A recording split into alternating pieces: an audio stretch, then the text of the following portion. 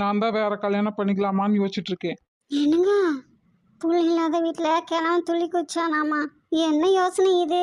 காலமோன கடைசியில் முதல்ல வாய் மூடு, பார்த்தா பயமா இருக்கு.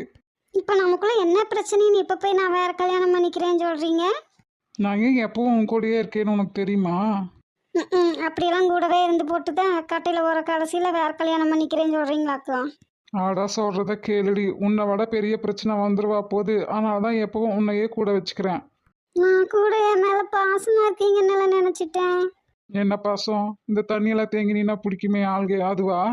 அப்போ எல்லாமே போய் இல்லை, எப்படா இவ போய் சேருவான்ட்டு தானே காத்துட்டு இருக்கிறீங்க? ஆமா, உலகத்துல யாரா இருக்கோ சாவுறது, உனக்கெல்லாம் வர மாட்டேங்குது பாரு. இதை முதலே சொல்லியிருந்தா நான் எப்பவோ செத்துருப்பேனே. எதுக்கு உங்க கூட உட்காந்து குப்பை கொட்டிட்டு இருக்கோன்னு? இப்பவும் ஒன்றும் குறைஞ்சு போலையே. இப்படியெல்லாம் சொன்னாக்கா நான் போய் செத்துருவேன், நீங்கள் வேற கல்யாணம் பண்ணிக்கலாம்னு நினைக்கிறீங்களாக்கும்? அதெல்லாம் இங்கே